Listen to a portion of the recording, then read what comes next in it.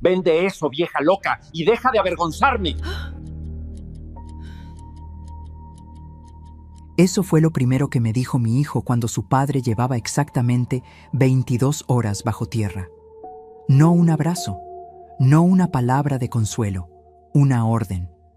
El mismo hijo al que su padre le había dejado la hacienda que yo administré durante 29 años con mis propias manos. No supliqué, escuché cada palabra y la guardé donde guardo todo lo que algún día va a importar. Durante 29 años administré cada peso, cada contrato y cada parcela de la hacienda que le dio de comer a nuestra familia. Conozco los números de esas tierras mejor de lo que él conoce su propio nombre.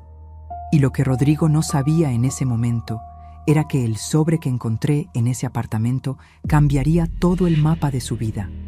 En exactamente 21 días comprendería por qué su padre tomó la decisión que tomó. Yo estaría presente para verlo y no diría ni una sola palabra. Pero para entender ese martes de marzo, necesitas saber quién soy yo y necesitas saber qué decía ese sobre. Era las 11:17 de la mañana cuando sonó el teléfono. La luz entraba oblicua por las ventanas del comedor, esa luz blanca de marzo que tiene algo de mentira, algo de promesa que no se va a cumplir. Yo estaba sentada en la misma silla donde había desayunado durante 3 décadas, con una taza de café que ya no tenía calor entre las manos. El olor del café frío y el olor del incienso del día anterior todavía flotaban mezclados en el aire, ese olor particular que tienen las casas después de un velorio, cuando la gente ya se fue, pero el duelo sigue pegado a las paredes. Rodrigo habló sin saludar. «Mamá, necesito que vayas cuanto antes al notario. Hay que poner en orden lo del apartamento», le dije. «Tu padre acaba de morir». Hubo una pausa, corta. El tipo de pausa que no es silencio por respeto, sino silencio por impaciencia. «Ya lo sé, mamá, por eso hay que moverse rápido. Además, ese lugar no te sirve para nada. Vende ese apartamentito de nada, vieja, y deja de ponernos en ridículo. Ya tengo un comprador interesado». Ya tenía un comprador. Roberto llevaba 22 horas enterrado y Rodrigo ya tenía un comprador. Puse la taza sobre la mesa. Escuché el sonido pequeño, seco, de la porcelana contra la madera. Un sonido completamente normal, en una mañana completamente rota. Y en ese momento sentí algo que reconocería bien después, mirando hacia atrás. No era rabia. Era más frío que la rabia. Era la calma de quien acaba de entender algo que no quería entender. «Rodrigo», dije despacio, «voy a colgar». Y colgué. No porque estuviera furiosa. Colgué porque en esa conversación ya no había nada más que decir. Todavía no había leído el sobre. Todavía no sabía lo que Roberto me había dejado dentro de ese apartamento que yo nunca había pisado. Pero en 21 días, Rodrigo recibiría una noticia que no esperaba. Una noticia que su padre había preparado con mucho más cuidado del que cualquiera de los dos imaginábamos. Ahora bien, antes de contarte lo que encontré en ese apartamento, necesitas conocerme. Mi nombre es Patricia Morales. Tengo 61 años. Nací en un pueblo donde el único teléfono del barrio era el de la farmacia de mi tío, y donde mi padre, que era el contador de la cooperativa agrícola local, me enseñó a leer balances antes de que yo supiera lo que era un banco. Crecí entre números, entre registros, entre la convicción de que el orden en las cuentas es una forma de respeto hacia la familia. A los 23 años conocí a Roberto Fuentes. Fue en una reunión de negocios donde yo era asistente y él era cliente. Era 7 años mayor que yo, con esa manera de moverse que tienen los hombres que han crecido en tierras propias. Seguros, tranquilos, sin necesidad de demostrar nada. Nos casamos 16 meses después, en la iglesia del pueblo de él, en una ceremonia sencilla con flores de campo y un vestido que mi madre cosió a mano. Los primeros años en la hacienda fueron duros. 700 hectáreas de tierra fértil, sí, pero con deudas viejas, con empleados desorganizados, con registros que nadie había actualizado en años. Roberto conocía el campo. Yo conocía los números. Juntos hicimos lo que ninguno hubiera podido hacer solo. Reorganicé las cuentas, negocié contratos con distribuidores nuevos, digitalicé cada registro de propiedad y cada acuerdo de arrendamiento. La hacienda pasó de sobrevivir a prosperar en menos de 4 años. Roberto me lo reconoció siempre. Siempre. Rodrigo nació cuando llevábamos 3 años de casados. Fue un parto largo y complicado. El médico me dijo después que probablemente no habría más hijos. Roberto me tomó la mano esa noche en el hospital, con esa mano grande y callosa que olía a tierra y a trabajo, y me dijo: «Con él tenemos de sobra, y contigo tengo todo». Lo crié con todo lo que tenía. Le di cada mañana, cada cumpleaños, cada sacrificio chico y grande. Le di los mejores años de mi espalda cargando sus cosas, de mis noches sin dormir cuando estaba enfermo, de mis ahorros cuando necesitó capital para su primer negocio. Lo crié en la fe, en el respeto, en la convicción de que la palabra dada vale más que cualquier contrato. ¿Y sabes qué fue lo peor de todo? Que los señales estuvieron ahí desde hace años, y yo elegí no verlas. Hace 8 años, Roberto comenzó a traspasar activos de la hacienda al nombre de Rodrigo. Me dijo que era planificación patrimonial, que era lo correcto, que así evitaríamos problemas más adelante. Yo, que había pasado casi 3 décadas revisando cada número de esa empresa, en ese momento elegí confiar sin preguntar. Elegí ver lo que quería ver. Ese fue el primer error. El segundo lo cometí hace 3 años, cuando Rodrigo empezó a cambiar. Pero ya llegaré a eso. Lo que quiero que entiendas ahora es que ese martes de marzo no fue el inicio de nada. Fue el resultado de algo que venía construyéndose muy despacio, durante mucho tiempo, en silencio. 2 días después de la llamada de Rodrigo, fui al apartamento por primera vez. Era un edificio de 4 pisos en un barrio tranquilo, a 20 minutos del centro. Sólido, limpio, sin pretensiones. No era el tipo de lugar que esperarías de un hombre como Roberto. Subí las escaleras despacio porque el ascensor no funcionaba y con cada escalón me preguntaba lo mismo. ¿Desde cuándo tenía Roberto este apartamento? ¿Por qué nunca me lo mencionó? ¿Qué hay aquí que no pudo decirme en vida? La llave giró con dificultad, como si la cerradura llevara meses sin moverse. El apartamento olía a polvo y a tiempo detenido, a ese silencio particular que tienen los lugares que esperan. La tarde entraba sesgada por las persianas cerradas, dibujando franjas de luz sobre el piso de madera oscura. Todo estaba vacío. Paredes blancas, sin muebles, sin nada. Excepto eso. En el centro exacto de la sala, sobre el piso, había un sobre de papel grueso color crema. Y sobre el frente, escrita con esa letra inclinada que yo había reconocido durante 34 años en notas de amor y en firmas de contratos. Mi nombre, Patricia. Me quedé paralizada varios segundos en el umbral. Las rodillas me fallaron un poco, sin que yo lo decidiera, y me senté en el piso frío con el sobre en el regazo. No lo abrí de inmediato. No podía, porque sentí algo que no había sentido en los 2 días desde que Roberto murió. Sentí su presencia, como si él hubiera colocado ese sobre con sus propias manos y hubiera esperado, con toda la paciencia del mundo, a que yo lo encontrara. ¿Qué decía ese sobre? ¿Por qué lo dejó aquí, en este apartamento que yo ni siquiera sabía que existía? Antes de contarte lo que encontré adentro, necesito que sepas algo sobre los últimos 6 meses de la vida de Roberto. Algo que cambia completamente la manera de entender todo lo que estoy a punto de contarte. Pero primero, si todavía no estás suscrito a este canal, este es el momento. Dale al botón rojo y escríbeme en los comentarios desde qué país o ciudad me estás escuchando hoy. Cada mensaje que llega me recuerda que esta historia no termina en mí, que hay algo en ella que le pertenece a todas las que hemos amado en silencio y hemos esperado, con paciencia y con fe, que ese amor fuera suficiente. Ahora sí, los últimos 6 meses de la vida de mi marido. Roberto empezó a enfermarse en septiembre, no de golpe, no con un diagnóstico dramático en una sala llena de médicos, sino de esa manera silenciosa, casi discreta, en que se enferman los hombres que han pasado la vida entera bajo el sol, negándolo, sin darle nombre a las cosas, sin querer que el cuerpo los traicione delante de nadie. Un dolor en el pecho que atribuyó al frío. Un cansancio que llamó los años. Una tos que llegó un martes y decidió quedarse. Yo lo observaba sin decir nada, porque conocía esa forma suya de cargar las cosas. Roberto era de los hombres que primero terminan el trabajo y después se sientan a doler. No servía de nada apurarlo. Lo convencí de ir al médico en octubre. Me costó 3 semanas. La mañana del turno, Roberto se vistió como si fuera a una reunión importante, con su camisa de cuello y sus botas de cuero buenas, como si presentarse de cierta manera ante el médico pudiera cambiar lo que el médico iba a encontrar. Me dejó en la sala de espera. Entró solo.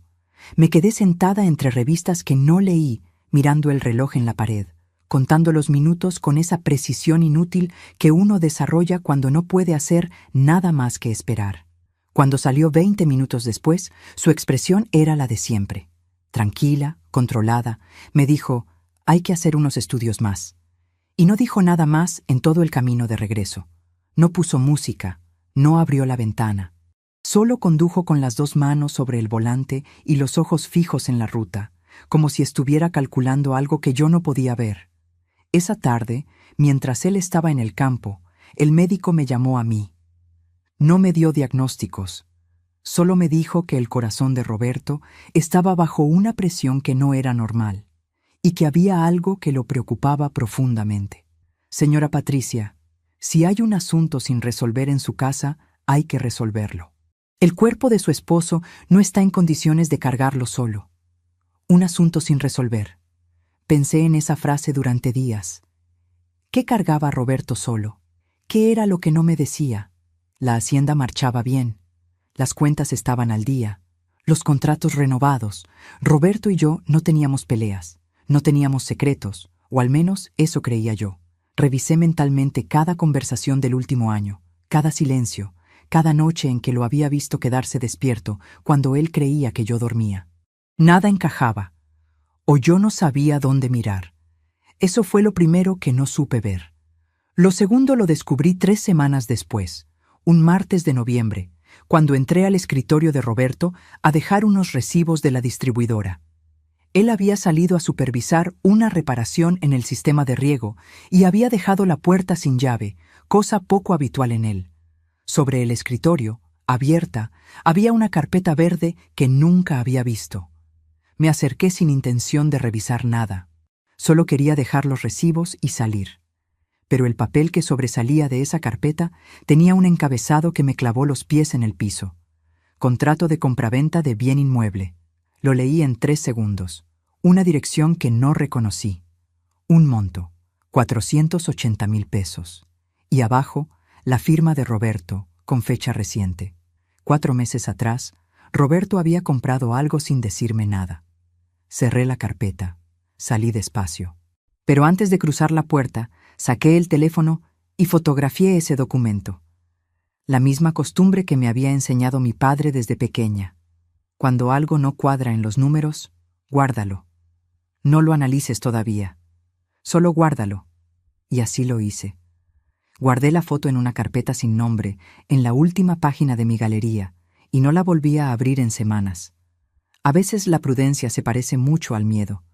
No supe distinguirlos en ese momento. En ese momento, no sabía que acababa de tomar la primera foto de una historia que aún no entendía. Ahora bien, para comprender lo que Roberto estaba haciendo en esos meses, necesitas saber algo que ocurrió 3 años antes, porque sus acciones en septiembre, octubre y noviembre no tienen sentido sin entender en qué se había convertido Rodrigo. Hace 3 años, Rodrigo se casó con Valeria Cisneros. Valeria era de familia de ciudad, de esas familias con apellido compuesto y maneras aprendidas. No era mala persona, quiero ser justa, pero tenía esa manera de mirar las cosas que tienen quienes crecieron creyendo que el mundo se divide entre lo que vale y lo que no. Y la hacienda, con sus tierras de trabajo y su olor a campo real y sus paredes que contaban 30 años de historia, no encajaba en su categoría de lo que valía. La primera vez que la traje a cenar, miró el comedor con una sonrisa amable que era peor que el desprecio abierto. Le preguntó a Roberto si había pensado en renovar la casa. Roberto le respondió con toda la calma del mundo. «Esta casa tiene más historia que dinero, Valeria. Así me gusta». Y ella volvió a sonreír de esa misma manera. Yo serví el café sin decir nada, pero guardé esa sonrisa donde guardo todo lo que algún día va a importar. Esa fue la primera señal, y yo elegí no verla. Después de esa boda, Rodrigo empezó a cambiar de espacio. Primero dejó de venir los domingos. Luego sus mensajes se volvieron cortos, funcionales, sin calor. Cuando llamaba, la conversación duraba exactamente el tiempo necesario para transmitir información. Nunca más. Era como hablar con alguien que te ha borrado de su agenda, pero todavía no ha encontrado el momento de decírtelo. Le di todo a ese hijo. Le di los domingos de misa donde él se dormía sobre mi hombro de pequeño. Le di las noches sin dormir contando su respiración cuando tenía 40 grados de fiebre. Le di los mejores años de mi espalda, de mis manos, de mi tiempo. Le di la hacienda entera, sin condiciones, sin pedir nada. Y me devolvió 5 palabras en un mensaje de Navidad. La última Navidad con Roberto. Rodrigo llamó el 18 de diciembre. Me dijo que vendrían a cenar el 24, que traería a los niños, que quería pasar la noche en la hacienda como cuando era chico. Yo sentí algo que hacía tiempo no sentía: esperanza. Mi hijo estaba volviendo. Preparé todo durante 2 días. Saqué el mantel de hilo que mi suegra me regaló 30 años atrás. Hice el pavo con las especias que Rodrigo siempre pidió desde los 12 años, el ponche con canela y piloncillo, el arroz con leche que le gustaba frío. Roberto ese diciembre estaba más débil que antes, pero se vistió con su camisa de cuello y se sentó en la cabecera con esa paciencia callada que siempre fue la suya. A veces lo miraba desde la cocina y pensaba que había algo en él que no quería que yo viera, algo que sostenía con demasiado cuidado. Esperamos hasta las 9 de la noche. A las 9:22 llegó un mensaje, sin saludo, sin explicación, solo: «Lo siento, surgió algo. Mañana hablamos». Roberto leyó el mensaje, puso el teléfono sobre la mesa, tomó el tenedor y empezó a comer en silencio, con esa dignidad que tienen las personas que han aprendido a no pedir lo que no se da por voluntad propia. Yo fui a la cocina. Me quedé parada frente al fregadero, con el olor del pavo y el ponche flotando en el aire de la Nochebuena, y sujeté el borde de la pileta con las 2 manos. No lloré, no allí. No quería que Roberto me escuchara. Escuché el sonido de su tenedor sobre el plato, solo, en ese comedor que había preparado para 5, y ese sonido fue lo más triste de todo lo que viví ese año. Solo cuando llegó la medianoche y él ya dormía, me senté en esa cocina oscura y me pregunté qué habíamos hecho mal. 3 días después, vi las fotos en las redes sociales de Valeria. Un hotel en la costa, copa en mano, los niños en la playa. El pie de foto decía: «Las vacaciones que nos merecemos». Las vacaciones que se merecían. Roberto había esperado con su camisa buena puesta, el mantel de hilo de mi suegra tendido sobre la mesa sin propósito, y Rodrigo estaba fotografiando palmeras.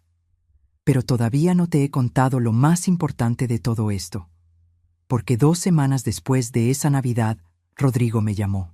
Me hizo una propuesta que, en ese momento, sonó razonable, que en ese momento me pareció hasta generosa, y que me hizo creer, por unos días, que tal vez mi hijo había reflexionado, que tal vez el tiempo y la distancia lo habían llevado a reconocer algo. Colgué el teléfono con una sensación que no sentía desde hacía meses, la de que todavía había algo que salvar. Qué equivocada estaba, porque lo que Rodrigo propuso esas semanas antes de que Roberto muriera no era generosidad. Era el primer paso de algo que llevaba más tiempo planeado de lo que yo era capaz de imaginar. Y la prueba de eso la encontraría mucho después, en el lugar más inesperado. Rodrigo llamó el 7 de enero, a las 6:48 de la tarde. Reconocí el número y me sorprendí. Rodrigo nunca llamaba en enero. Enero siempre fue el mes de los mensajes cortos, de los «ya nos vemos cuando se calmen las fiestas». Era como si el año nuevo le diera permiso de borrarse sin explicaciones. Contesté con más cautela de lo que quería admitir. Su voz sonó diferente, más suave, con ese tono particular que yo le había conocido desde adolescente, cuando quería pedirme algo y primero me traía afecto. Reconocí ese tono como se reconoce una melodía que no escuchas en años, de inmediato, en el cuerpo, antes de que llegue al pensamiento. «Mamá, ¿cómo está papá?». Le conté la verdad, que Roberto estaba estable pero cansado, que el médico pedía reposo, que los estudios mostraban lo que ya temíamos. Rodrigo escuchó en silencio. No interrumpió, no preguntó detalles, no ofreció soluciones apresuradas como solía hacer. Solo escuchó.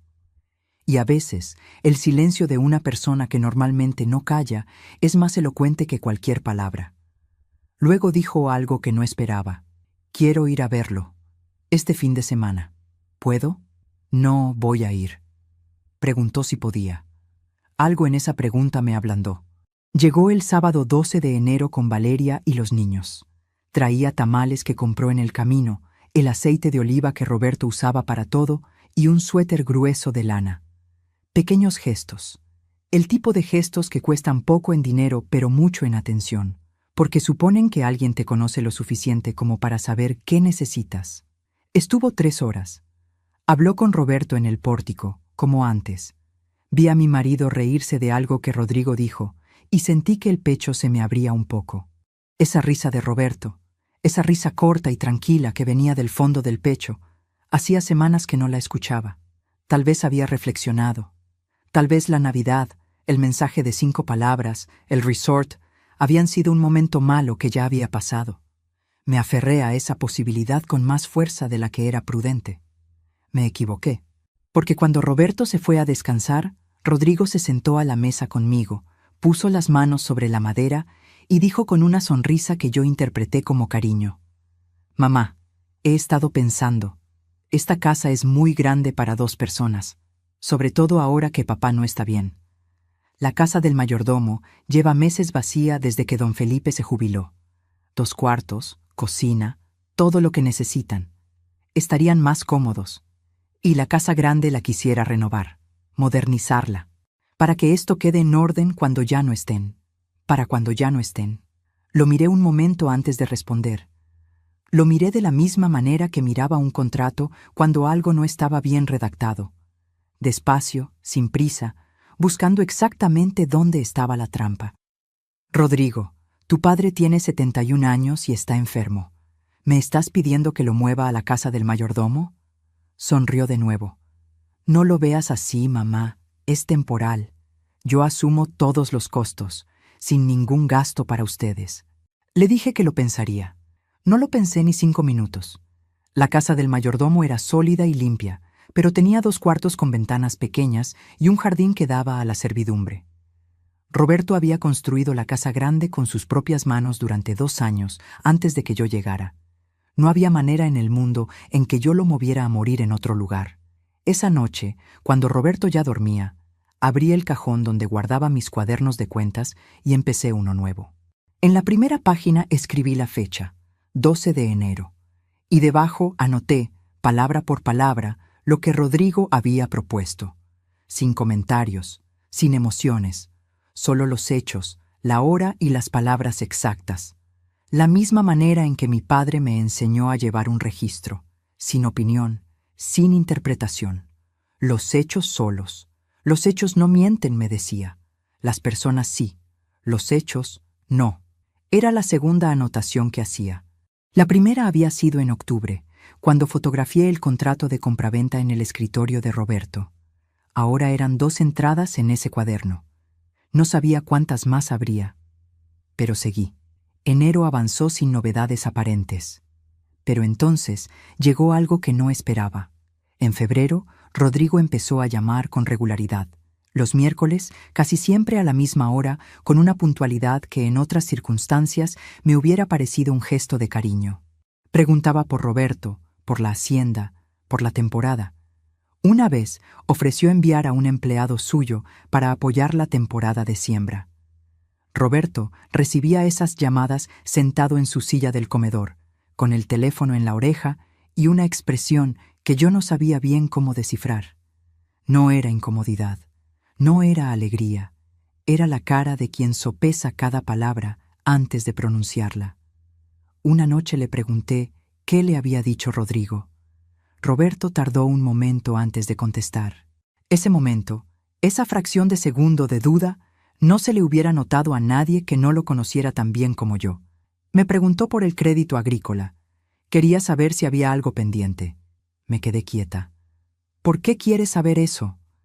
Roberto miró hacia la ventana y dijo solo, no sé. Y cambió el tema con esa maestría suya de desviar conversaciones sin que uno se diera cuenta hasta que ya estaba hablando de otra cosa. Era la segunda vez en 2 meses que Roberto cerraba una puerta antes de que yo pudiera asomarme. Debí haber insistido. Debí haber preguntado más.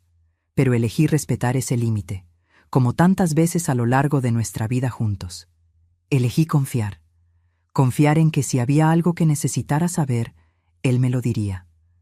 34 años de matrimonio construyen esa clase de fe, y a veces esa fe es la única que le queda a uno cuando el cuerpo ya no tiene fuerzas para dudar.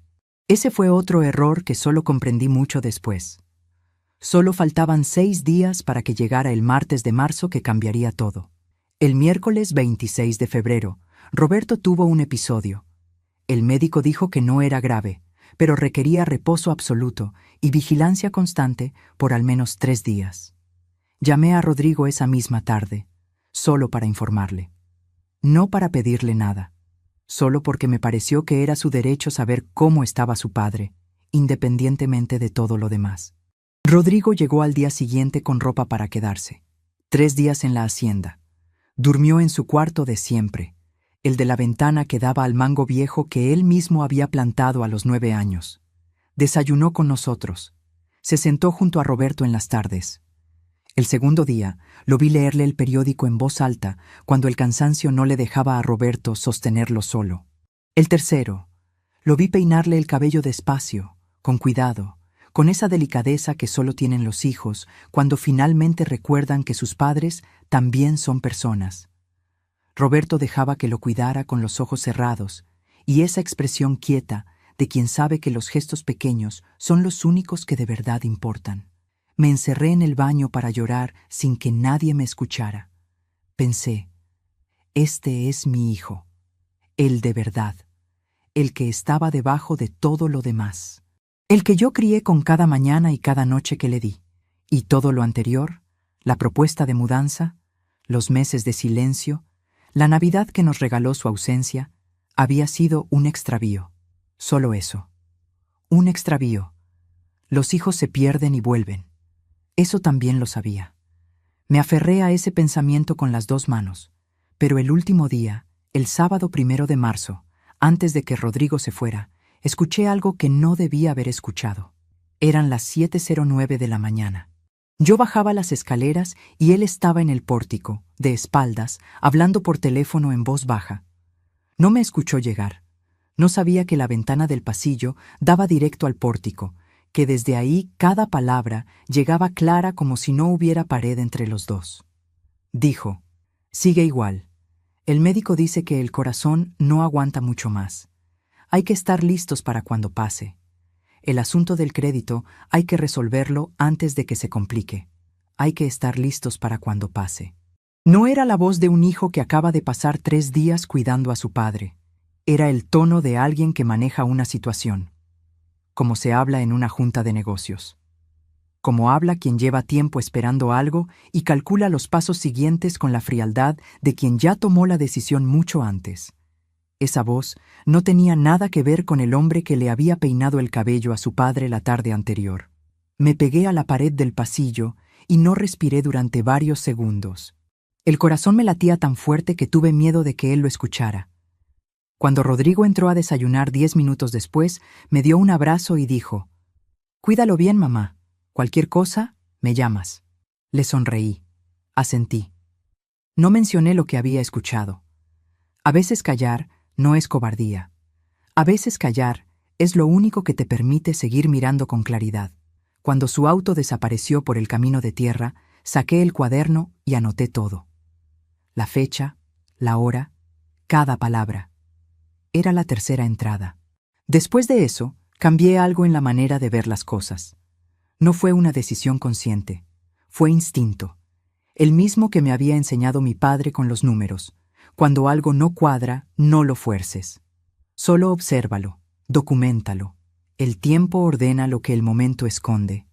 Empecé a guardar los mensajes de Rodrigo sobre la hacienda, los comentarios de Valeria sobre lo que vendría después, las preguntas sobre deudas. Todo iba al cuaderno, con fecha y hora, sin interpretación. Mi teléfono tenía capturas de pantalla que nunca le mostré a nadie. Mi carpeta de documentos tenía fotocopias que nunca pedí en voz alta para no levantar sospechas. Era un archivo sin nombre y sin título, igual que el que mi padre me enseñó a construir cuando algo en los registros no cerraba. Silencioso, paciente, completo. Y Roberto, mientras tanto, seguía con sus papeles cerrados en el escritorio. Una tarde, 3 días antes de que muriera, me dijo algo que no entendí en ese momento. Estábamos en el pórtico al atardecer, como siempre, con el olor de la tierra después del riego y la luz que se ponía anaranjada sobre las tierras. Ese atardecer en particular tenía algo de despedida sin que yo supiera todavía de qué. Roberto miró hacia el horizonte y dijo, sin que yo le hubiera preguntado nada, con esa manera suya de hablar, como si continuara una conversación que solo existía en su cabeza. Patricia, hay un lugar que quiero que veas. Cuando yo ya no pueda llevarte, la llave la va a encontrar el notario. Le pregunté de qué lugar hablaba. Sonrió, solo sonrió, con esa sonrisa tranquila que tenía cuando sabía algo que yo todavía no. Y dijo, ya lo vas a saber. No volvimos a hablar de eso. Esa noche me quedé despierta mirando el techo, dándole vueltas a esa frase. Cuando yo ya no pueda llevarte. Roberto nunca hablaba de su muerte en voz alta. Nunca había sido de esos hombres que ponen palabras a las cosas que asustan. Y sin embargo, ahí estaba esa frase, serena, colocada en el aire de la tarde, como quien deja algo sobre una mesa para que otro lo encuentre. 4 días después, el martes 4 de marzo, Roberto murió. Murió de madrugada, en paz, en su cama, con la mano dentro de la mía, sin drama, sin palabras de despedida, porque Roberto nunca necesitó palabras para decir lo que sentía. Solo apretó mi mano una vez, con fuerza, y después ya no apretó más. La habitación estaba en silencio. Afuera, los pájaros todavía no habían empezado. Era esa hora oscura que viene antes del amanecer, cuando el mundo aún no decide si seguir o no. El llanto me llegó despacio, como llegan las cosas que son demasiado grandes para el cuerpo. Primero como presión en el pecho, luego como temblor en las manos, luego ya sin control, sola en esa habitación que olía a él, que iba a seguir oliendo a él durante semanas, que me iba a doler de maneras distintas cada vez que entrara. Lo que no sabía todavía, lo que entendería semanas después, era que Roberto había pasado los últimos 6 meses de su vida haciendo algo por mí con más amor y más claridad que cualquier palabra que hubiera podido decirme. Mientras yo documentaba en silencio lo que Rodrigo planeaba, él construía en silencio lo que yo iba a necesitar. Los dos, sin saberlo, habíamos estado trabajando en la misma dirección, desde lados distintos del mismo mapa. ¿Alguna vez alguien que amabas profundamente intentó protegerte de algo y tú solo lo entendiste cuando ya era tarde para agradecérselo? Escríbelo en los comentarios. Quiero leerlo. Esas historias me recuerdan que el amor verdadero no siempre habla en voz alta. A veces trabaja en silencio, en silencio, en silencio. A veces el mayor acto de amor que alguien puede darte es uno que no podrás ver hasta que lo necesites. Solo faltaban 23 días para que Rodrigo recibiera lo que su padre había pasado meses preparando. Y yo, todavía, no tenía ni idea de lo que decía ese sobre. El velorio de Roberto duró toda la noche del martes. Vinieron vecinos, trabajadores de la hacienda, amigos del pueblo que no habíamos visto en años. La sala olía a claveles blancos y a cera de vela. Alguien puso café en la cocina desde temprano y no dejó de haber café en toda la noche. Yo estaba sentada cerca del ataúd, recibiendo abrazos de gente que decía cosas buenas y verdaderas sobre Roberto. palabras de quienes lo habían conocido trabajar, de quienes habían recibido su mano extendida cuando la necesitaron. Rodrigo llegó a las 9 de la noche con Valeria. Vestía un traje oscuro de corte impecable que yo nunca le había visto. Valeria traía un vestido negro de tela fina con aretes que brillaban aún con la luz baja del velorio. Yo tenía puesto el vestido negro que compré hace 12 años para el funeral de mi madre. Sencillo, de lana, con los bordes ya algo gastados. Pero era el vestido del luto de mi familia, y eso valía más que cualquier tela importada. Rodrigo me abrazó en la entrada. Olía a colonia cara. Me sostuvo los hombros con las 2 manos y me dijo mirándome a los ojos: «Lo siento mucho, mamá. De verdad». Y por un segundo, solo un segundo, lo reconocí. Vi al niño que lloraba encima de mi hombro cuando se caía. Vi al adolescente que me traía café cuando yo me quedaba tarde revisando las cuentas. Pensé, en el dolor, uno vuelve a quien es de verdad. Me equivoqué de nuevo, porque 2 horas después, cuando la sala se fue llenando de personas que habían venido de lejos, vi a Rodrigo en el pasillo del fondo hablando con el señor Arredondo, el abogado de la familia, que había venido a presentar sus condolencias.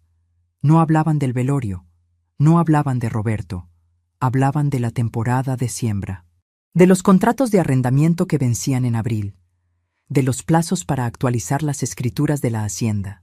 Esa noche, junto al ataúd de su padre, Rodrigo estaba organizando los tiempos de su herencia. Volteé hacia la sala. Saludé a quien llegaba. No dije nada, pero cuando pasé a la cocina con el pretexto de servir más café, anoté en mi teléfono la hora y lo que había escuchado. Las 11:43 de la noche, 4ª entrada en mi cuaderno. Al día siguiente, miércoles 5 de marzo, enterramos a Roberto. La tierra era roja y seca. El cielo estaba despejado, de ese azul profundo que tiene marzo cuando no tiene compasión.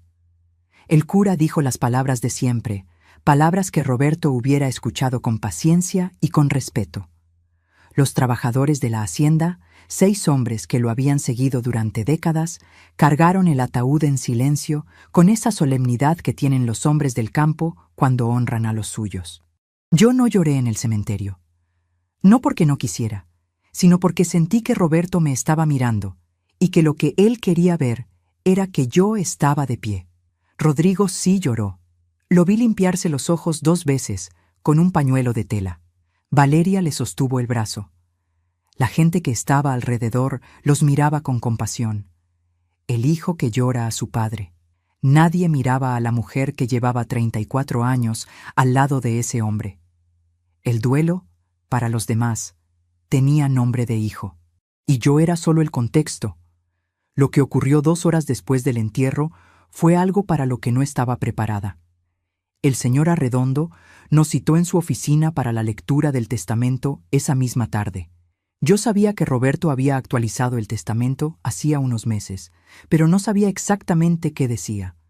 Supuse lo que suelen suponer las esposas de 34 años, que habría algo para mí, que Roberto, que siempre fue justo en todo, habría sido justo también en esto. La hacienda, con sus 700 hectáreas, sus instalaciones, su maquinaria y sus contratos vigentes, quedaba en su totalidad para Rodrigo. Para mí, un apartamento en un edificio de 4 pisos, en una dirección que el señor Arredondo leyó en voz alta y que yo no reconocí. Rodrigo, sentado frente a mí al otro lado de la mesa, no pudo ocultar la sonrisa. La bajó hacia la mesa, pero yo la vi. Duró exactamente 3 segundos antes de que volviera su cara de circunstancias. Valeria no sonrió, solo apretó con suavidad la mano de su esposo. Un gesto pequeño, cómplice, de quien ya sabía lo que iba a escuchar. El señor Arredondo terminó la lectura. Hubo un silencio corto. Rodrigo fue el primero en hablar. Se inclinó hacia mí, bajó la voz y dijo: «Mamá, no te preocupes. El apartamento lo podemos resolver enseguida. Yo te ayudo con los trámites y te doy una parte del dinero para que estés bien. No te voy a dejar sola». Respiré despacio. Lo miré. Y pensé, tal vez esto es su manera de compensar. Tal vez hay una salida digna para los dos. 2 horas después, Mientras yo seguía en la oficina del notario firmando documentos, llegó un mensaje de Rodrigo. 5 palabras. Ya hablé con el comprador. El mismo día del entierro de su padre. No respondí. Guardé el teléfono, terminé de firmar. Le agradecí al señor Arredondo. Salí al sol de la tarde, al estacionamiento vacío que olía a cemento caliente, y caminé hasta mi auto despacio. Adentro, sola, solté todo lo que había contenido desde la madrugada en que Roberto murió. No fue llanto tranquilo, fue el tipo de llanto que sale cuando el cuerpo ya no puede más, que sacude los hombros y quema la garganta y hace que el mundo se vea borroso desde adentro de un auto estacionado bajo el sol de marzo. Me di 5 minutos. Exactamente 5. Después me limpié la cara, encendí el motor y saqué el cuaderno. 5ª entrada. Esa noche, a las 9:51, me llamó Dolores. Dolores lleva 22 años trabajando con nosotros en la hacienda y me quiere como se quiere a una hermana mayor. Me dijo, con la voz de quien duda si debe hablar, pero sabe que debe hacerlo. Señora Patricia, no sé si es mi lugar decirle esto, pero Rodrigo y Valeria cenaron esta noche en el restaurante del Hotel Mirador, el más caro de la ciudad. Llegaron con otras 4 personas, con botellas de vino, brindando. Los vi al pasar. El mismo día que enterramos a Roberto. No dije nada durante varios segundos, solo escuché el silencio al otro lado del teléfono y el ruido de mi propia respiración. Luego dije, «Gracias, Dolores, descansa». Colgué. No grité. No llamé a Rodrigo. No le mandé ningún mensaje. No sentí rabia. Sentí algo más frío y más quieto que la rabia. Algo que se instala en los huesos cuando por fin terminan de caer todas las piezas que no querías ensamblar. Abrí el cuaderno. Anoté la hora. El nombre del restaurante. El nombre de Dolores como testigo. 6ª entrada. En ese momento, algo que había sido instinto durante meses se volvió decisión clara. Ya no estaba documentando por precaución. Estaba documentando porque entendía, con una claridad que duele, que lo que tenía en ese cuaderno, en esas fotos, en esos mensajes guardados, era lo único que realmente me pertenecía, y que algún día, de alguna manera que todavía no podía ver del todo, iba a importar. Solo faltaban 22 días para que yo entendiera de qué manera. Era las 4:17 de la tarde del sábado 8 de marzo cuando abrí el sobre. Llevaba casi 20 minutos sentada en ese piso frío, con el sobre de papel crema sobre el regazo y la luz de la tarde entrando, sesgada por las persianas cerradas. El apartamento olía igual que el primer día.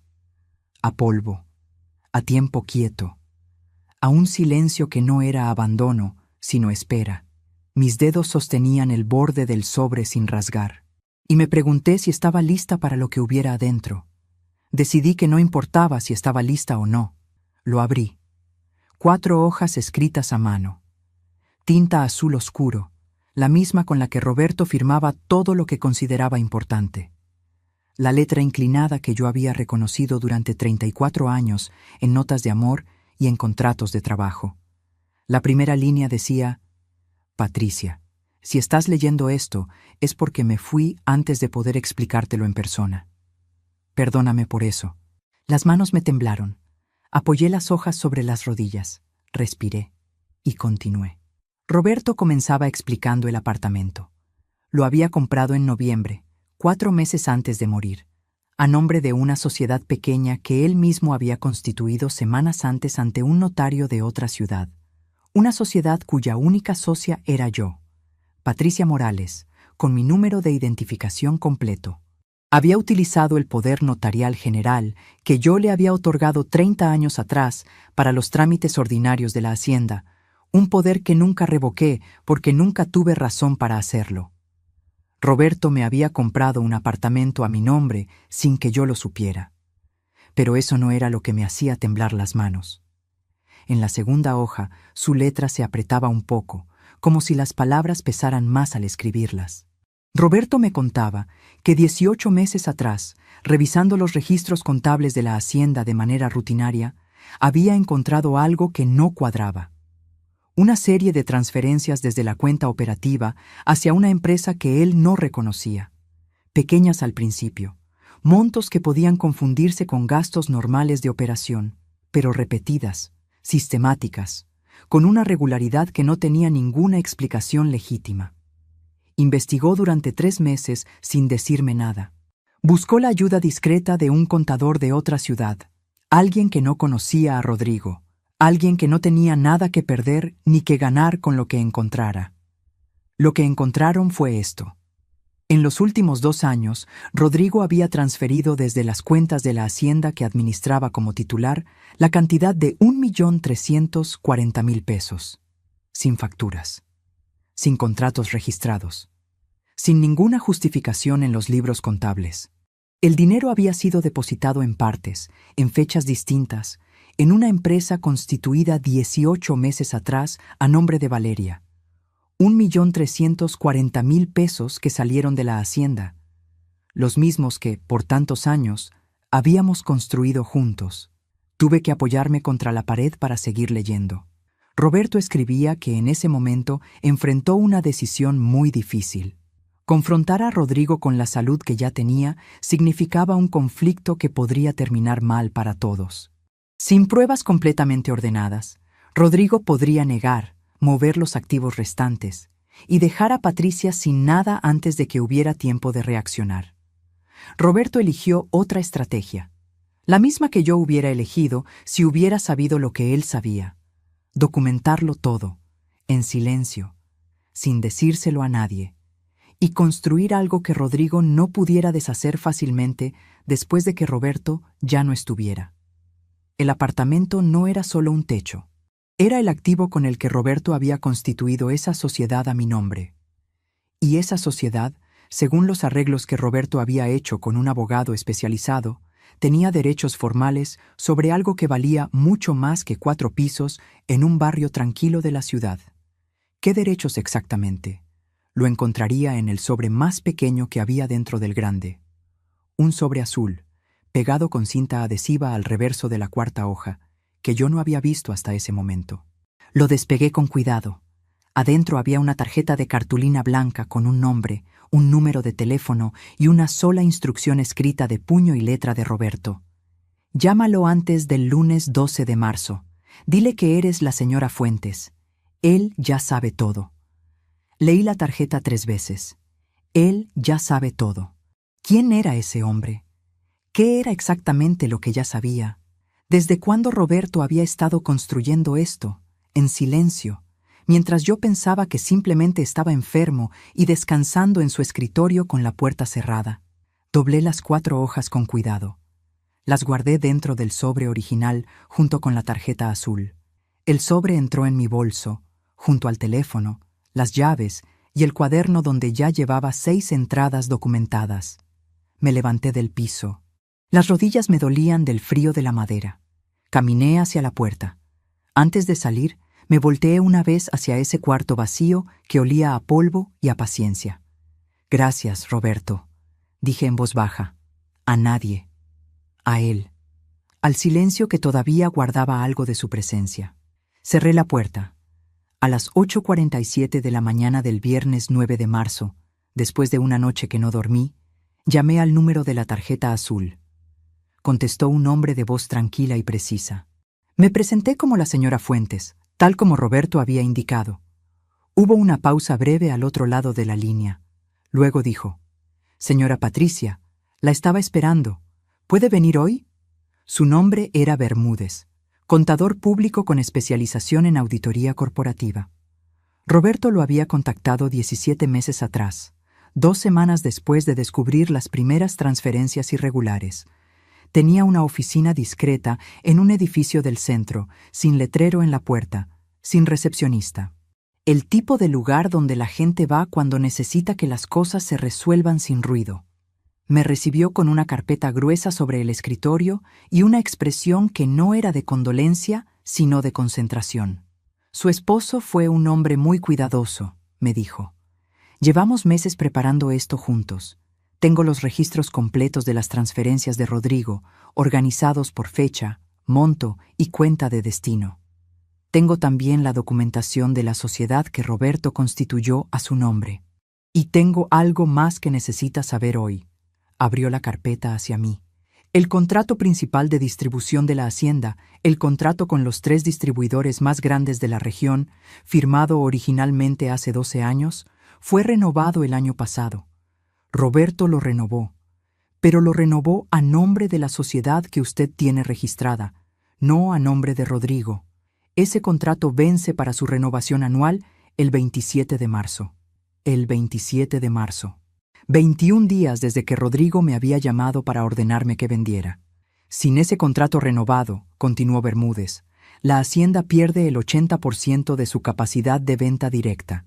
Los distribuidores no trabajan sin contrato vigente, y el contrato solo puede renovarlo la sociedad titular, que es la suya, señora Patricia. El silencio en esa oficina duró varios segundos. Dejé que las piezas cayeran en su lugar, una por una, con ese peso particular que tienen las cosas cuando por fin cuadran. Roberto no me había dejado un apartamento pequeño. Roberto me había dejado la llave de todo lo que Rodrigo creía que ya era suyo. Mientras te cuento esto, me pregunto desde qué parte del mundo me estás escuchando en este momento. Escribe el nombre de tu ciudad en los comentarios. No importa si estás cerca o al otro lado del mundo. Cada nombre que llega me recuerda que hay personas que entienden lo que significa descubrir, demasiado tarde, que alguien que amaban los estaba protegiendo en silencio todo el tiempo. Solo faltaban 12 días para que Rodrigo recibiera lo que su padre había construido durante 17 meses de trabajo silencioso. Y en esos 12 días, yo todavía tenía que tomar las decisiones más difíciles de mi vida. Bermúdez tardó 3 días en preparar el informe completo. Lo revisé en su oficina el lunes 12 de marzo, sentada frente a una carpeta que Roberto había estado construyendo mes tras mes con la misma disciplina con la que había llevado la hacienda durante décadas. 147 páginas. Registros bancarios, estados de cuenta, comparativos de flujo de efectivo, las fichas de la empresa constituida a nombre de Valeria, y al final, organizados cronológicamente, los comprobantes de cada una de las transferencias irregulares. 38 transferencias en 2 años. Monto total documentado, 1.342.000 pesos con 80 centavos. Bermúdez me dijo: su esposo fue muy meticuloso. Tenemos bases suficientes para iniciar una acción por administración desleal, y la sociedad que constituyó a su nombre está perfectamente blindada. Nadie puede impugnarla. Anoté en el cuaderno. 7ª entrada. Salí de esa oficina con la carpeta bajo el brazo y algo que hacía semanas no sentía. Claridad. No tranquilidad. No alivio. Claridad. La diferencia entre las dos es que la tranquilidad anestesia y la claridad despierta. Y yo necesitaba estar completamente despierta para lo que venía. Esa tarde, a las 3:44, Rodrigo me llamó por segunda vez en 3 días. Mamá, el comprador sigue esperando. Necesito saber cuándo vas a firmar la cesión. Le dije con calma: Rodrigo, ese apartamento está a mi nombre. Lo resolveré cuando yo decida. Hubo un silencio del tipo que precede a algo. Mamá, seamos prácticos. Ese lugar no te sirve para nada, y además, bajó un poco la voz con ese tono de quien da un aviso sin querer que suene a amenaza. El señor Arredondo revisó la constitución de esa sociedad y cree que hay argumentos para impugnarla. Puede que legalmente el apartamento no sea tan tuyo como crees. Lo escuché hasta el final. Gracias por avisarme, Rodrigo. Colgué. Anoté la hora, las palabras exactas y el nombre del señor Arredondo. 8ª entrada. Al día siguiente, martes 13 de marzo, fui a ver a la licenciada Esperanza Varela, abogada especialista en derecho patrimonial que Bermúdez me había recomendado. Llevé la carpeta del informe, el cuaderno, la carta de Roberto, las fotos del contrato de compraventa de noviembre, las capturas de los mensajes de Rodrigo y una lista escrita a mano de los testimonios disponibles, incluyendo el de Dolores con nombre completo y número de contacto. La licenciada leyó en silencio durante 40 minutos mientras yo esperaba con las manos cruzadas sobre el regazo. Cuando terminó, me miró y dijo: Señora Morales, su esposo hizo un trabajo extraordinario. Tenemos bases para al menos 3 acciones legales distintas. La impugnación que menciona el señor Arredondo no tiene sustento. La sociedad fue constituida con poder notarial vigente y ante notario certificado. Nadie puede tocar ese apartamento ni los derechos que lo acompañan. ¿Y el contrato de distribución?, pregunté. Ese es su activo más poderoso, dijo ella. Sin ese contrato renovado, la hacienda pierde el 80% de su canal de comercialización. Los 3 distribuidores principales no operan sin documento vigente, y el único que puede firmar esa renovación es la sociedad titular, la suya. Lo que la licenciada no dijo en ese momento, y lo que yo ya había empezado a entender, era que tenía 2 caminos posibles. El primero, usar el contrato como palanca para abrir una negociación y recuperar lo que me correspondía. El segundo, dejar que venciera sin renovarlo y que las consecuencias llegaran solas, sin que yo pusiera la mano en nada. Todavía no sabía cuál elegiría, pero ya llegaré a eso. Lo que sí sé es que Rodrigo, en esos días, fue mostrando cada vez más claramente lo que había debajo de todas las llamadas y los abrazos y las promesas del velorio. El miércoles 14 de marzo llegó a la hacienda sin avisar. Eran las 10:08 de la mañana. Llegó con Valeria y con el señor Arredondo, y me dijo que venían a revisar el inventario de la propiedad, como parte de los trámites de transferencia formal. Valeria llevaba un cuaderno de notas y caminó por las habitaciones de esa casa que yo había limpiado durante 30 años, mirando cada rincón con la expresión de quien está calculando precios en un remate. El señor Arredondo anotaba. Rodrigo me miraba de vez en cuando, con esa mezcla de impaciencia y culpa de quien sabe que está haciendo algo que no está del todo bien, pero sigue haciéndolo de todas formas. No dije nada. Lo seguí por cada cuarto en silencio, con las manos cruzadas detrás de la espalda. Cuando llegaron al escritorio de Roberto, Valeria lo abrió. Me detuve en el umbral. Mis manos, detrás de la espalda, se apretaron la una a la otra con una fuerza que ellos no vieron. La mandíbula la mantuve quieta. Los ojos los mantuve sin expresión. Por dentro, algo ardió, pero no allí, no frente a ellos. Hay una promesa que una mujer se hace a sí misma cuando aprende que la dignidad no es lo que los demás te dan, sino lo que tú decides no dejar que te quiten. Y yo tenía esa promesa desde los días en que me senté en el piso frío de un apartamento vacío y leí la letra de mi marido por primera vez. Cuando se fueron, 3 horas después, cerré la puerta de la hacienda y me senté en la silla de Roberto en el comedor, la misma donde él había esperado a Rodrigo en Navidad, con su camisa de cuello y su paciencia intacta. Y ahí me permití sentir todo lo que había contenido esa mañana. Le di 34 años a esta casa. Le di cada número que la salvó cuando estaba en deuda. Le di cada contrato que yo negocié y que sostiene hoy la operación que Rodrigo cree que ya es suya. Le di los distribuidores, las cuentas ordenadas, los registros digitalizados, los acuerdos renovados. Le di cada mañana sin quejarme, cada sacrificio sin nombrarlo, cada silencio que elegí para que la paz de esta familia durara un día más. Y Valeria abrió los cajones de Roberto como si ya le pertenecieran. Ya no. Los días que siguieron los dediqué a ordenar todo lo que tenía. Cada documento en su lugar, cada fecha verificada, cada peso documentado. La carpeta de Bermúdez con sus 147 páginas, el cuaderno con 9 entradas, la carta de Roberto con sus 4 hojas de tinta azul, las capturas de pantalla de los mensajes de Rodrigo sobre el comprador, las fotos del contrato de compraventa de noviembre, el testimonio escrito de Dolores con fecha y firma, los registros del restaurante del Hotel Mirador de la noche del entierro de Roberto, y la opinión jurídica de la licenciada Varela, en papel membretado, firmado y sellado. Todo en una carpeta azul oscuro que guardé debajo de mi cama, en la hacienda que todavía era mi casa. El 20 de marzo, Rodrigo intentó algo que no esperaba. Me llamó a las 7:51 de la mañana con voz suave, casi arrepentida.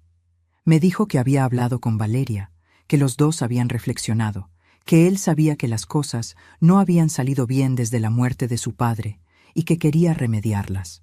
Me ofreció una cantidad por el apartamento, pagada en 2 partes, más que generosa, dijo, para que puedas vivir tranquila el resto de tu vida.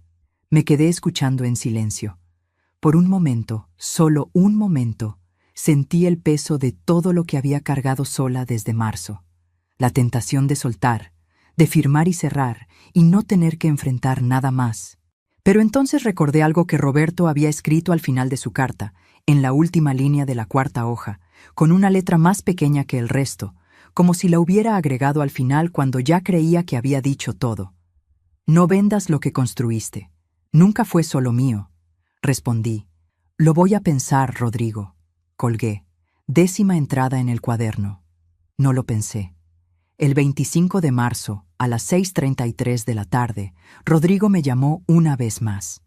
Su voz era diferente, menos segura, como si algo hubiera empezado a moverse en su interior sin que supiera bien de dónde venía. «Mamá, necesito que hablemos, en persona, mañana», le dije. «Está bien, mañana». Colgué. Me quedé quieta en la cocina con el teléfono en la mano y la luz de la tarde entrando por la ventana que yo había limpiado cada semana durante 30 años. La misma ventana desde donde había visto alejarse a Rodrigo cientos de veces. Mañana sería el día, 27 de marzo. El día en que el contrato de distribución vencía. El día en que todo lo que Roberto había construido en silencio durante 17 meses y todo lo que yo había documentado con paciencia durante los últimos, iba a encontrar su momento. Esa noche no dormí. No porque tuviera miedo, sino porque hay decisiones que merecen una noche entera de vigilia. Decisiones que uno no toma a la ligera, no porque sea débil, sino porque sabe exactamente el peso de lo que viene y elige cargarlo de todas formas. Y yo lo sabía. El martes 26 de marzo amaneció con lluvia. Una lluvia fina y persistente, de esas que no hacen ruido pero mojan todo, que se meten por las ventanas si las dejas entreabiertas y que tienen ese olor particular de tierra mojada y pasto fresco que la hacienda siempre supo bien. Pero esa mañana no lo disfruté. Me levanté a las 5:31, me vestí con cuidado, desayuné de pie frente a la ventana de la cocina con un café que terminé completo, y a las 8:15 saqué la carpeta azul oscuro de debajo de mi cama. Rodrigo había dicho que vendría a las 10. A las 9:52 escuché su auto en el camino de tierra mojado. Solo. Sin Valeria. Sin el señor Arredondo. Solo él. Eso fue lo primero que me dijo algo. Entró con el paraguas todavía goteando. Traía ropa informal, camisa azul, pantalón de mezclilla, como cuando venía a ver a su padre los domingos de hace años. No sé si fue consciente o no, pero me lo dije. Nótalo. Y lo noté. Se sentó a la mesa del comedor, la misma donde habíamos desayunado 34 años de domingos. Olía a lluvia y a esa colonia cara que usaba siempre, y el contraste con el olor a café recién hecho y a madera vieja de esa mesa me resultó extraño, como 2 tiempos distintos que no terminaban de encajar. Le serví café sin preguntar. Lo tomó con las 2 manos. Hubo un silencio de varios segundos. Solo la lluvia sobre el techo, ese sonido continuo y tranquilo que no tiene la menor idea de lo que pasa debajo. Luego dijo, «Mamá, gracias por recibirme». Lo miré sin decir nada. Sé que las cosas entre nosotros no han estado bien, y sé que parte de eso es culpa mía. Bajó la vista al café un momento. Pero necesito que entiendas que todo lo que he hecho ha sido para poner en orden lo que papá dejó. Para que la hacienda funcione bien. Para que tú estés bien. Para que yo estuviera bien. No sonreí. No respondí. Solo lo dejé hablar. El apartamento, mamá. El comprador tiene una oferta definitiva y no puede esperar más. Con ese dinero puedes renovar tu cuarto aquí en la hacienda, vivir tranquila, sin preocuparte por nada. Yo me encargo de todo lo demás. Yo me encargo de todo lo demás. Esas palabras sonaron en ese comedor exactamente igual a como habían sonado la primera vez que las dijo, como una trampa que se anuncia con voz amable. Me levanté de la silla despacio. Fui a la sala. Volví con la carpeta azul oscuro. La puse sobre la mesa, en el espacio entre los dos, y me senté. Rodrigo la miró. Luego me miró a mí. ¿Qué es eso? Es el trabajo de tu padre, dije, de los últimos 17 meses de su vida. Lo vi cambiar, no de golpe, despacio, como cambia el cielo antes de la tormenta. Todavía hay luz, pero algo en el aire ya no es lo mismo. Abrí la carpeta. Saqué las primeras 20 páginas del informe de Bermúdez y las puse frente a él. Registros bancarios, fechas, montos, el nombre de la empresa de Valeria, las 38 transferencias, una debajo de la otra, con su fecha, su monto y su cuenta de destino. Rodrigo no tocó las páginas, las miró desde donde estaba, con esa quietud tensa de quien todavía no sabe si tiene dónde pararse. «¿Qué es esto?», dijo. No era pregunta. Era el primer intento de voz firme de alguien que está buscando suelo. 38 transferencias, respondí con calma. En 2 años, 1.342.000 pesos. Tu padre lo documentó todo, Rodrigo, con un contador externo que no te conocía, con copias en 2 lugares distintos, y con una opinión jurídica que determina que hay base suficiente para iniciar una acción legal por administración desleal. El silencio que siguió duró exactamente 4 segundos. Los conté. Eso es mentira. Su voz sonó más alta, más tensa, con el filo que aparece cuando alguien siente que el piso se mueve. Esos movimientos tenían justificación. Eran gastos de operación, reinversiones. Papá lo sabía todo, lo aprobó. ¿Papá firmó alguno de esos gastos?, pregunté. No respondió. ¿Hay facturas registradas para esos montos en los libros contables? Silencio. ¿Está esa empresa de Valeria incorporada como proveedora oficial de la Hacienda? Se paró de la silla. Y cuando un hombre se para antes de que la conversación termine, es porque la conversación lo está perdiendo. No puedes hacerme esto, mamá. Soy tu hijo. Lo miré desde mi silla, sin moverme. Las manos planas sobre la mesa, completamente quietas. Con esa calma que no es resignación, sino poder que ha decidido no apresurarse. Rodrigo, dije despacio, siéntate. No porque se lo ordenara, sino porque esa voz, esa calma que Roberto me había visto usar en 30 años de negociaciones difíciles, era la más honesta que tenía. Se sentó. Le dije, hay algo más que necesitas saber. El contrato de distribución principal de la Hacienda, el que te permite vender a los 3 distribuidores mayores de la región, los que representan el 80% de los ingresos. Vi algo cruzar su cara. No era rabia, era el primer destello real de miedo. Ese contrato fue renovado por tu padre en octubre, pero lo renovó a nombre de la sociedad que constituyó en noviembre. La misma sociedad con la que compró el apartamento que me pediste que vendiera hace 22 días. La misma cuya única titular soy yo. El sonido de la lluvia sobre el techo era lo único que existía en ese comedor. El contrato vence mañana, dije, a las 9 de la mañana, y solo yo puedo renovarlo. Rodrigo no habló. Los músculos de su mandíbula se movieron. Vi sus manos, sobre la mesa, cerrarse despacio en puños que después aflojó. Vi sus ojos recorrer las páginas, la carpeta, la sala, la ventana con la lluvia, como si buscara un lugar donde aún hubiera piso firme. No lo encontró. «¿Qué quieres?», dijo por fin. La voz le salió baja, distinta, limpia de todo lo que había traído esa mañana. Era la primera vez en semanas que Rodrigo me hablaba sin un plan detrás. No respondí de inmediato. Lo dejé estar en esa pregunta el tiempo suficiente para que entendiera que ya no era él quien conducía esta conversación. «Hoy no te voy a decir lo que quiero», respondí. «Hoy vine para que supieras lo que existe. Mañana, cuando llame a los distribuidores, vas a entender el resto». Me levanté. Recogí las páginas del informe. Las devolví a la carpeta azul. Caminé hacia la cocina para preparar más café, dejándolo sentado en esa silla, en esa mesa, en esa casa que él creía completamente suya. Lo escuché levantarse varios minutos después. Escuché sus pasos en el pasillo. Escuché la puerta principal abrirse y cerrarse. Escuché su auto arrancar en el camino de tierra mojado. Y escuché claramente el silencio que dejó detrás. Lo que Rodrigo no sabía todavía era que esa misma noche, a las 8:47, recibiría un correo electrónico. La licenciada Varela lo había preparado esa tarde. Una notificación formal dirigida a él y al señor Arredondo, con copia al notario de la ciudad y a los 3 distribuidores principales.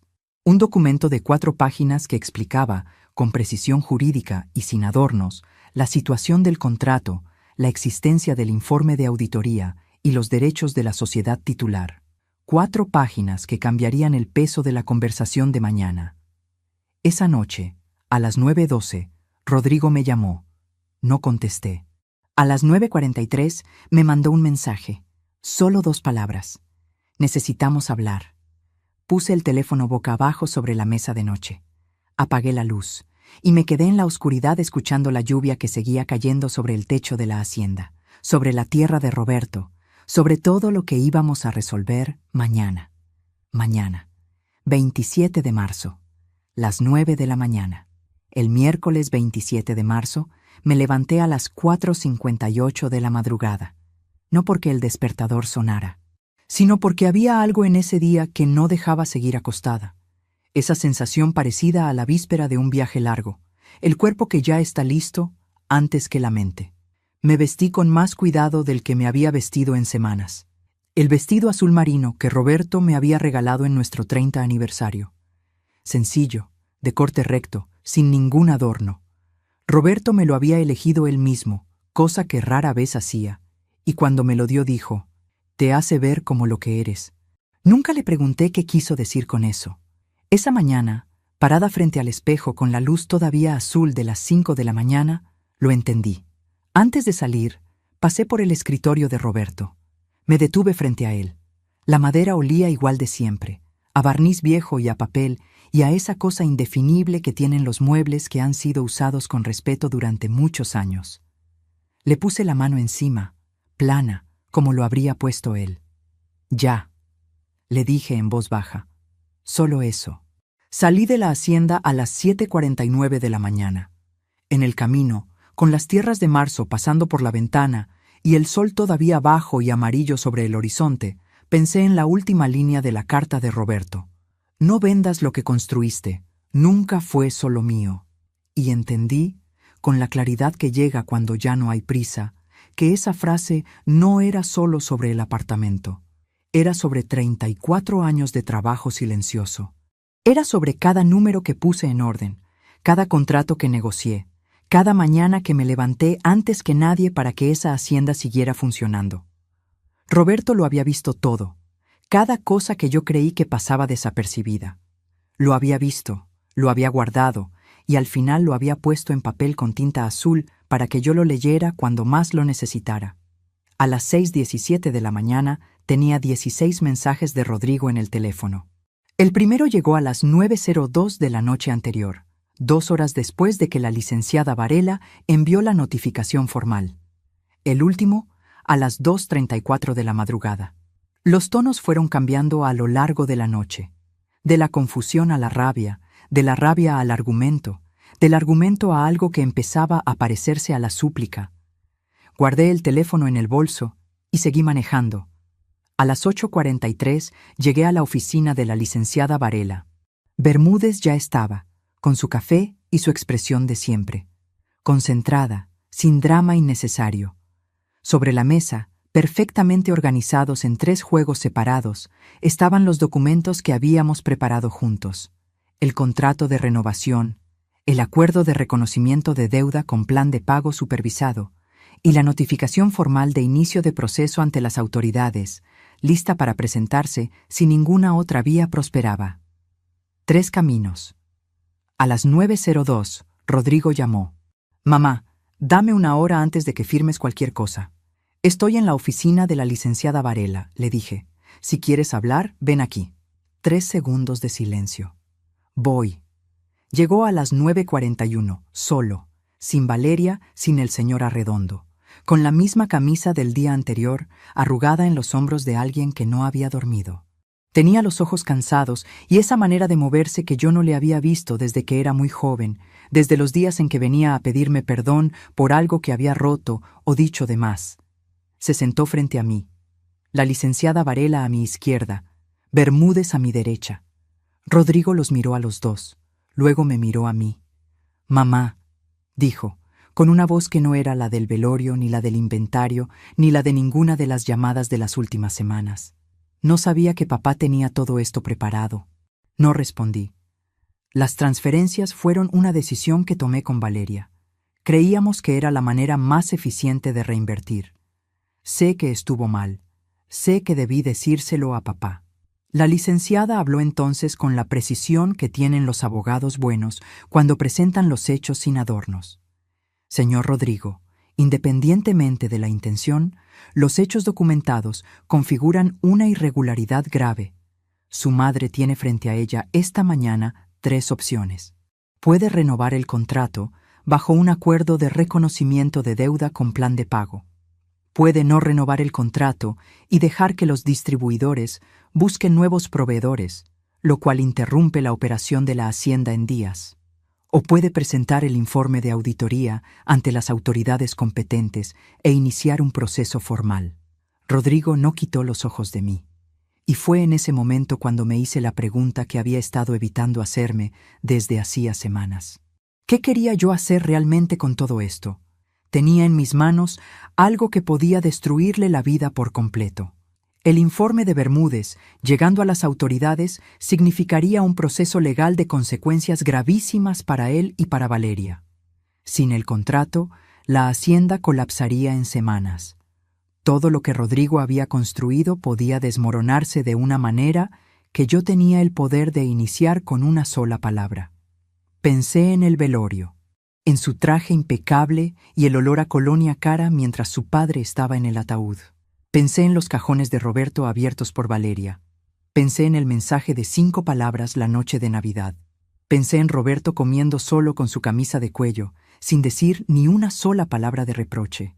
Y me pregunté qué diferencia había entre hacerle daño porque lo merecía y hacerle daño porque yo podía. Y descubrí que no quería ninguna de las dos cosas. ¿Tú qué habrías hecho en ese lugar? Con el daño recibido, con todas las pruebas en la mano, con el poder real de hacer que cada cosa que esa persona hizo tuviera consecuencias irreversibles. ¿Habrías apretado hasta el fondo? Cuéntamelo en los comentarios, porque lo que decidí en ese momento fue lo más difícil que he hecho en mi vida. Y todavía, a veces, en las noches quietas de la hacienda, me pregunto si elegí bien. Miré a Rodrigo. «Quiero que leas algo», le dije. Saqué de mi bolso la carta de Roberto, las 4 hojas de papel crema, dobladas con cuidado, con la tinta azul que yo ya conocía de memoria. Las puse frente a él. Rodrigo las miró sin tocarlas al principio. Luego extendió la mano despacio y tomó la primera hoja. Yo lo observé leer. Vi sus ojos seguir la letra inclinada de su padre, línea por línea, con esa lentitud de quien lee algo que no puede dejar de leer aunque duela.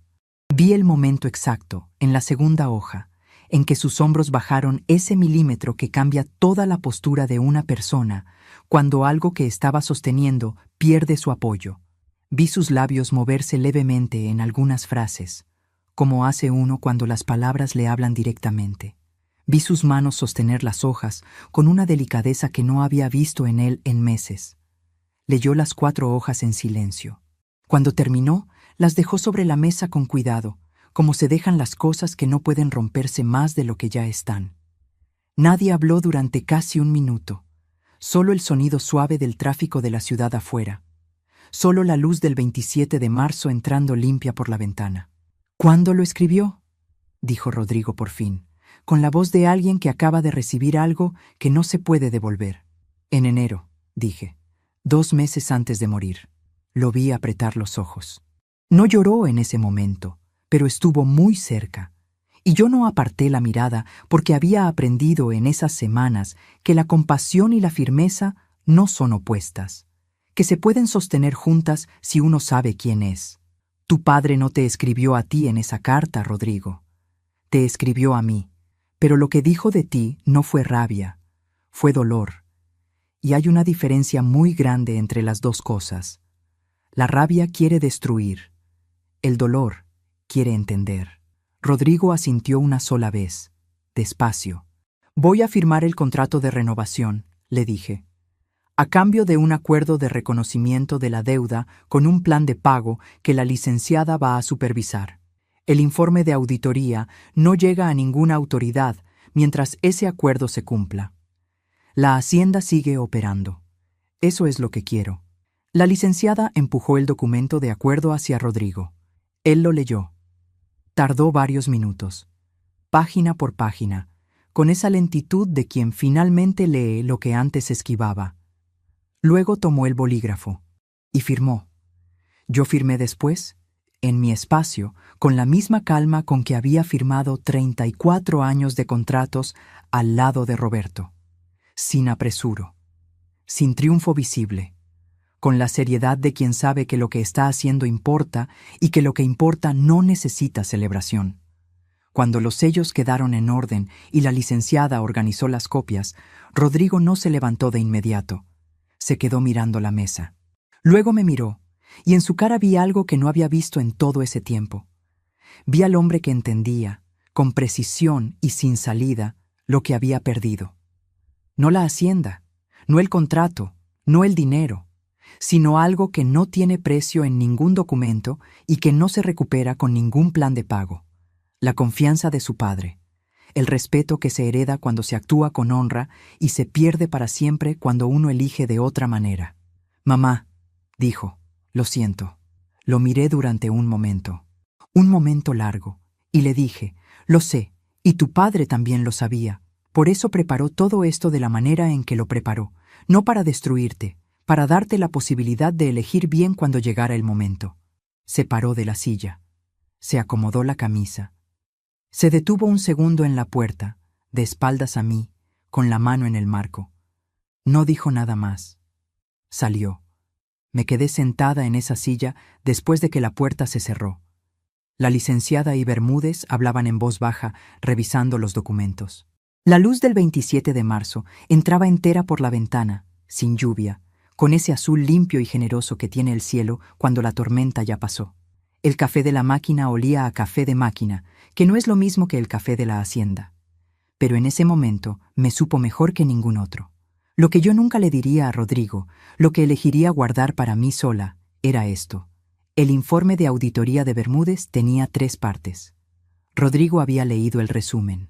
Las otras 2 partes, las que detallaban los movimientos de los últimos 6 meses antes de la muerte de Roberto, eran considerablemente más graves de lo que él suponía. La licenciada me lo había dicho en privado la tarde anterior. Si ese expediente completo llegaba a las instancias correctas, las consecuencias para Rodrigo y Valeria excedían con mucho el plan de pagos que acabábamos de firmar. Elegí no usarlo. No por debilidad, no porque no tuviera el derecho, sino porque Roberto, en la última línea de su carta, me había escrito: «No vendas lo que construiste, nunca fue solo mío». Y yo entendí que construir también significa decidir qué no destruyes cuando tienes el poder de hacerlo. Que la dignidad no solo es cómo te comportas cuando te hacen daño, también es cómo te comportas cuando puedes devolvérselo. Saqué el teléfono, fotografié los documentos firmados sobre la mesa, no por desconfianza, sino porque mi padre me enseñó desde pequeña que lo que importa merece estar documentado. Y ese día, el 27 de marzo, importaba. Han pasado 4 meses desde el 27 de marzo. El apartamento ya no huele a polvo ni a tiempo detenido. Huele a café de las mañanas, a la planta de albahaca que puse en la ventana de la cocina hace 6 semanas, y a ese perfume suave que tienen los espacios cuando alguien los vive con cuidado. Traje pocas cosas desde la hacienda: los cuadros que más me importaban, los libros de cuentas que guardé durante décadas, una fotografía de Roberto y yo en el pórtico, tomada el año que cumplimos 20 de casados, y el mantel de hilo de mi suegra, doblado con cuidado en el cajón del comedor, porque algunas cosas viajan con uno, aunque todavía no haya mesa donde tenderlas. La hacienda sigue operando. El plan de pagos avanza. La licenciada Varela supervisa cada cuota. Rodrigo cumple. Eso también importa. Fue el señor Tomás, el encargado del edificio, quien me contó algo que yo no sabía. Me lo dijo una tarde de julio, mientras yo regaba la albahaca y él subía a revisar una tubería del piso de arriba. Se detuvo en el umbral con esa incomodidad de quien no sabe si debe hablar, pero siente que debe hacerlo. «Señora Patricia, ¿puedo decirle algo?». Le dije que sí. El señor Roberto venía seguido, 2, 3 veces al mes, desde hace más de un año, siempre solo. Llegaba por las mañanas, abría el apartamento y se quedaba un rato. A veces 1 hora, a veces más. No traía nada. No hacía nada especial. Solo se sentaba, miraba por la ventana y después se iba. La última vez que vino fue en febrero. Yo lo vi salir y le pregunté cómo estaba. Me dijo: «Bien, Tomás, estoy preparando algo para la persona más importante de mi vida». Me quedé quieta con la regadera en la mano y el olor de la albahaca en el aire. Roberto venía aquí a pensar. A 20 minutos de la hacienda, a 1 hora de Rodrigo y de los contratos y de los médicos, Roberto venía a este apartamento vacío a sentarse en el piso frío, igual que yo lo hice el día que encontré su sobre, y a mirar por la ventana las mismas franjas de luz que yo vi cuando lo abrí.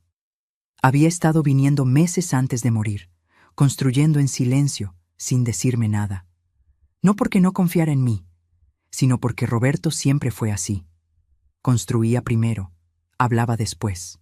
Y cuando no había tiempo para hablar, construía de todas formas y dejaba que las cosas hablaran por él. Ese día cerré la ventana, puse la regadera, me senté en la silla del comedor y me permití llorar de una manera que hacía mucho tiempo no me permitía. No el llanto del dolor ni el del miedo, sino el otro, el que llega cuando uno entiende que fue amado de verdad, con acciones reales y silenciosas, por alguien que ya no está para verlo entender. Me di el tiempo que necesité. Después me sequé los ojos, me serví un café y me quedé mirando por esa ventana que Roberto había mirado tantas veces desde ese piso vacío que hoy ya no está vacío. Lo que aprendí en todo esto no lo aprendí el día que firmé los documentos. Lo aprendí mucho más despacio, en las semanas y los meses que siguieron, en las mañanas de este apartamento que poco a poco dejó de oler a tiempo detenido y empezó a oler a vida. Aprendí que el amor verdadero no siempre habla. A veces trabaja, a veces guarda. A veces construye en silencio lo que sabe que va a necesitarse cuando ya no esté para darlo en persona. Aprendí que la sangre no garantiza el respeto. El respeto se decide, se construye con actos pequeños y cotidianos, y se pierde también con actos pequeños y cotidianos. A veces sin que ninguno de los dos lo note hasta que ya es tarde. Aprendí que hay una diferencia enorme entre perdonar y olvidar, que se puede elegir no destruir a alguien y al mismo tiempo no volver a darle el lugar que tenía, que eso no es amargura.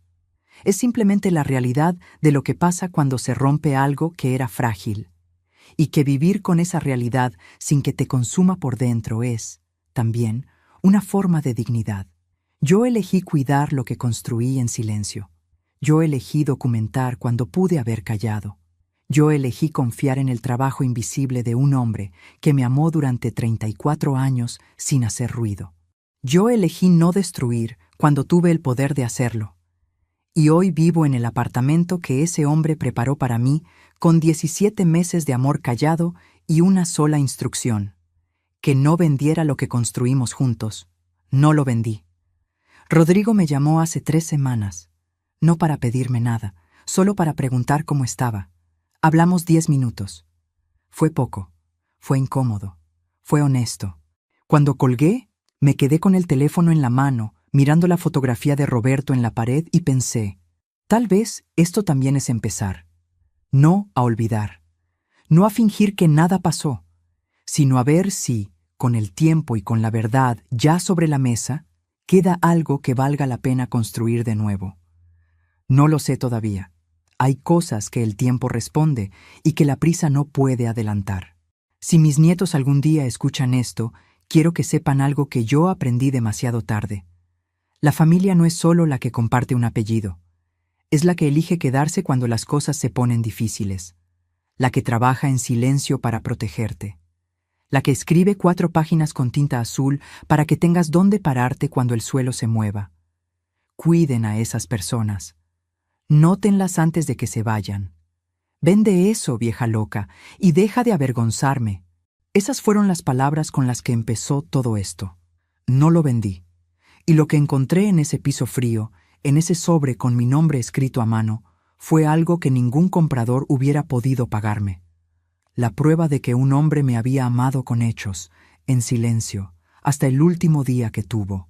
Todas las mañanas, antes de hacer el café, paso la mano por el marco de esta ventana, la misma desde donde Roberto miraba las franjas de luz mientras pensaba en mí. Y pienso en todo lo que nos quedó sin decir. En todo lo que, sin embargo, quedó dicho de la única manera que importa.